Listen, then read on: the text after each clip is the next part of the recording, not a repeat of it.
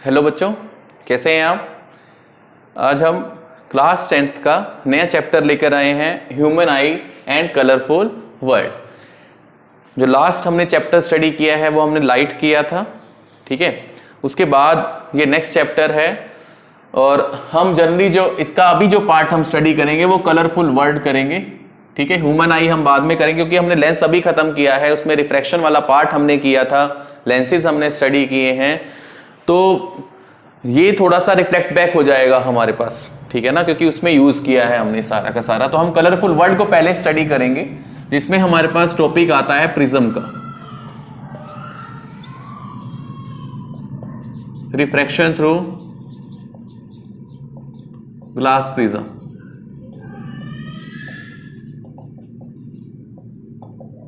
Refraction हम कर चुके हैं, जब लाइट रे बेंड करती है, जब वो एक मीडियम से दूसरे मीडियम में ट्रेवल करती है तो उसे हम रिफ्रैक्शन बोलते हैं। ग्लास प्रिज्म, जैसे हमने ग्लास स्लैब का एक केस किया था, थोड़ा इंट्रोडक्टरी पार्ट भी हो जाएगा, जैसे हमने ग्लास स्लैब पिक किया था, ठीक है ना। ग्लास स्लैब का अगर हमने केस किया था, जैसे ये देखो, ये ग्लास स्लैब है हमारे पास, लाइट रे आ रही थी, ठीक है। इंट्रोडक्टरी पार्ट ये आपने किया हुआ है, इसे हमने कहा था इंसिडेंट रे, ठीक है। और जहां पर ये पॉइंट ऑफ कांटेक्ट आता था तो हमने एक नॉर्मल ड्रॉ किया था, ठीक है। जब लाइट रे रेयर से डेंसर मीडियम में जाती, ये मीडियम कौन सा है, रेयर, ये मीडियम कौन सा है, डेंसर। तो जो लाइट रे है, अगर कोई मीडियम ना होता तो ये ऐसे मूव कर जाती, ठीक है ना। ये इमेजिनरी रे बताया था आपको। कोई भी लाइट रेडिएशन, अगर कोई ग्लास स्लैब ना होता तो उसकी वो स्ट्रेट लाइन पाथ ही मूव करती है, अगर एक ही मीडियम में ट्रेवल करेगी तो इसे ऐसे मूव करना चाहिए था। अब क्योंकि हमने क्या किया, रेयर से डेंसर मीडियम में एंटर किया है, तो लाइट रे कहां बेंड कर जाती है, टुवार्ड्स द नॉर्मल। ये टुवार्ड्स द नॉर्मल बेंड कर गई, इसे हम बोलते हैं रिफ्रैक्टेड रे, ठीक है। अब देखो, क्योंकि ये एक ही मीडियम में ट्रेवल कर रही थी इसलिए स्ट्रेट लाइन गई डेंसर मीडियम में, ग्लास मीडियम में। ये पॉइंट ऑफ कांटेक्ट आएगा क्योंकि यहां से ये बाहर आएगी, इमर्ज आउट होगी, रेयर मीडियम में दोबारा से आएगी। तो हमने क्या किया, नॉर्मल ड्रॉ कर दिया। अब जब वो डेंसर से रेयर में आती है तो रूल क्या कहता था कि जो रे है वो away from the normal bend हो जाएगी, ये मतलब ऐसे बैक, ठीक है। इसे हम क्या कहते हैं, इमर्जेंट रे बोलते हैं, ठीक है। दिस रे इज नोन एज इमर्जेंट रे। और इनके बीच का जो ये डिस्टेंस आता था, इसे हम बोलते थे lateral displacement, lateral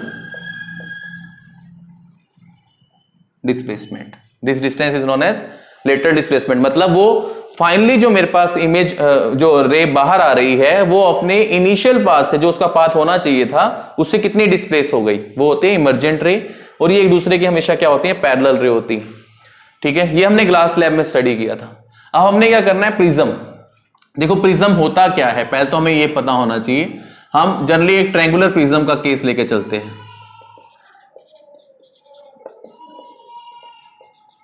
triangular prism क्या होता है, अगर मैं इसे यहां बनाऊं,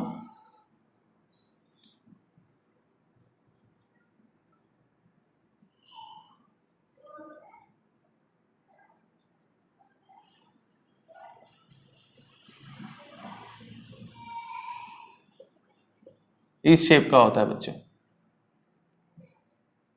इस टाइप में प्रिज्म, ठीक है। इसमें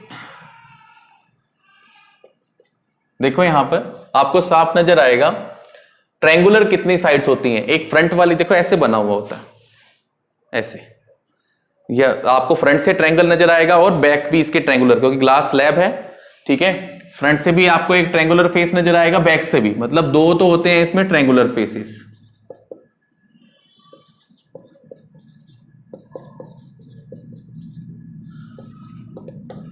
और तीन होते हैं रेक्टेंगुलर फेसेस। रेक्टेंगुलर कैसे, देखो, एक तो ये स्लांट, ये रेक्टेंगल होती है, एक स्लांट ये रेक्टेंगल होती है, और एक बेस उसका रेक्टेंगल होता है, ठीक है ना। ये रेक्टेंगल, ये रेक्टेंगल और ये रेक्टेंगल होता है। तो इसमें 3 रेक्टेंगुलर फेसेस होते हैं, ठीक है ना। फर्स्ट, सेकंड और थर्ड ट्रायंगुलर फेसेस बाहर वाला और बैक साइड वाला। तो ये हमारे पास जनरली जो होती है प्रिज्म का एक तरीके से ड्राइंग होती है कि प्रिज्म बना कैसे होता है। डिफरेंट डिफरेंट मटेरियल क्या होता है, हमने ग्लास को ही जनरली प्रेफर किया जाता है, ठीक है। यहां तक इसे एक बार ही नोट डाउन करो, फिर हम रिफ्रैक्शन थ्रू ग्लास प्रिज्म हम स्टडी करेंगे।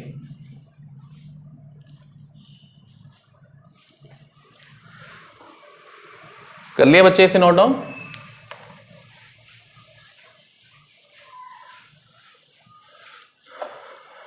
देखो कैसे बिल्कुल स्टेप बाय स्टेप फिनोमिना होता है।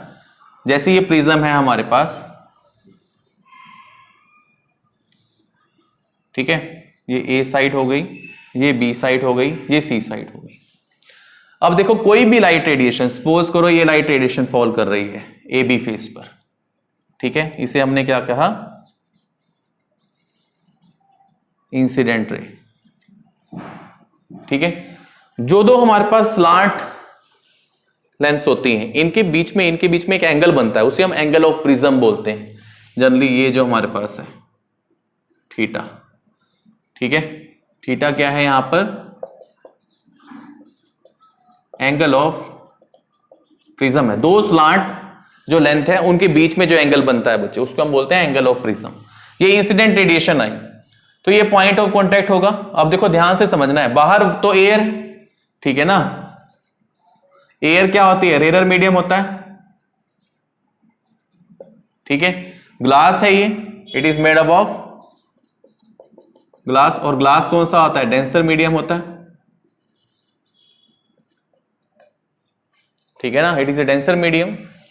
अब जैसे ही देखो रेयर से डेंसर की तरफ एंटर करने की कोशिश करेगी तो पहले क्या होता है, सरफेस जो अलग करता है दो मीडियम को, वहां पॉइंट ऑफ कांटेक्ट आता है हमारे पास, तो उसके हम नॉर्मल ड्रॉ करते हैं। अब देखो लाइन है हमारे पास ऐसे, उसका नॉर्मल कैसा होगा, ऐसे, ठीक है ना। अगर डॉटेड लाइन में करें तो इस फॉर्म में, मतलब ऐसे हो जाएगा।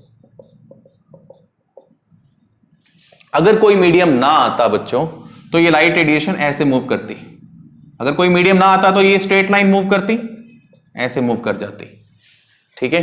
लेकिन क्योंकि अब मीडियम हमारे पास चेंज हो गया, हम रेयर से डेंसर की तरफ जा रहे हैं, ये पॉइंट ऑफ कांटेक्ट आ गया। इस पॉइंट ऑफ कांटेक्ट में हमने सरफेस के 90 डिग्री हमने नॉर्मल एक्सिस भी ड्रॉ कर दिया, ये क्या हुआ, नॉर्मल एक्सिस, ठीक है। तो हमने रूल स्टडी कर रखा है, जब कोई भी लाइट रेडिएशन रेयर से डेंसर मीडियम में जाती है तो वो कहां बेंड करती है, टुवार्ड्स द नॉर्मल। मतलब इसे ऐसे जाना चाहिए था, ये नॉर्मल की तरफ बेंड कर जाएगी, ये ऐसे ना जाके ऐसे मूव कर जाती है बच्चों, नॉर्मल की तरफ बेंड कर गई, ठीक है। तो ये हमारे पास क्या हुई, रिफ्रैक्टेड रे आ गई। इसे कहां लिखें, चलो यहां लिख दिया, ये क्या हुई,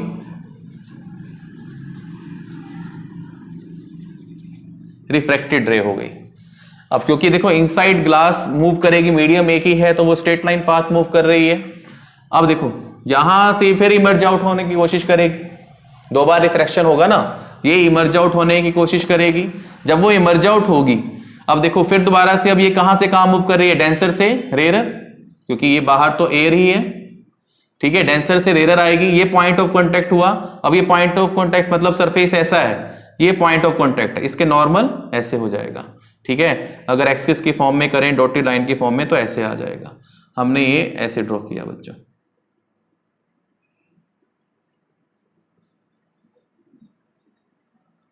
ठीक है, ये नॉर्मल एक्सिस हो गया।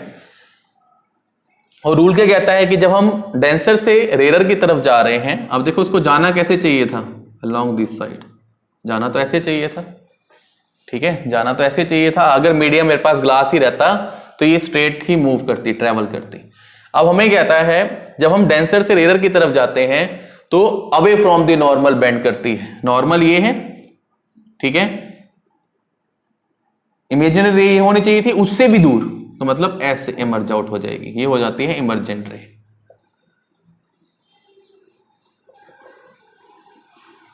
ठीक है, दिस इज इमर्जेंट रे,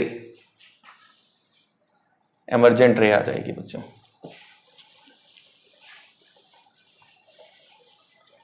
ये क्या आ गई, इमर्जेंट रे, जो इमर्ज आउट हो रही है, ठीक है।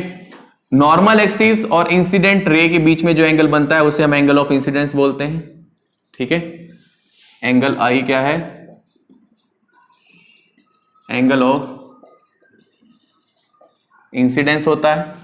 ठीक है, नॉर्मल एक्सिस और जो रिफ्रैक्टेड रे के बीच में एंगल बोलता है उसे हम बोलते हैं refracted angle, angle of refraction. चलो आप R1 मान लो।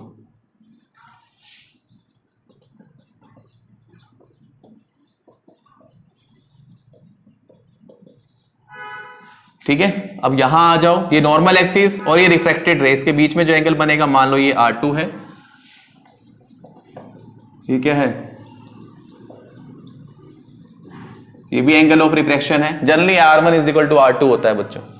अब ये देखो, ये मर्ज आउट हुई, नॉर्मल एक्सिस और इमर्जेंट रे के बीच में जो एंगल बनता है वो एंगल ऑफ इमर्जेंस होता है।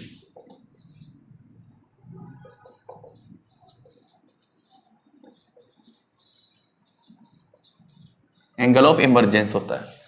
ठीक है बच्चों, ये थोड़ी कॉन्फ़िगरेशन थी। न्यूमेरिकल पार्ट नहीं आता ह्यूमन एंड कलरफुल वर्ड के अंदर, तो ये थ्योरी पार्ट में ही आता है सारा का सारा। अब देखो, अगर ये इंसिडेंट रेडिएशन ऐसे जा रही है, इमर्जेंट रेडिएशन ऐसे जा रही है, चलो ये आगे का पार्ट है, आपको वैसे जरूरत नहीं है, तो ये हमारे पास क्या बन जाता है, डिफ्लेक्शन बनता है। चलो छोड़ो, आपके इसमें नहीं है सिलेबस में यहां तक, क्योंकि देखो ना, इंसिडेंट रेडिएशन को ऐसे जाना चाहिए था, लेकिन वो ऐसे इमर्ज आउट हो रही है बाहर, तो ये एंगल ऑफ डिफ्लेक्शन आ जाता है हमारे पास। जनरली कितना डिफ्लेक्ट हुई रे फाइनली। ठीक है, तो चलो हमें तो ये नॉमेनक्लेचर करना है, आप ये ध्यान से करना है बच्चों, बहुत इंपॉर्टेंट है इस चैप्टर के पॉइंट ऑफ व्यू से। इसे पॉज करके नोट डाउन कर लो।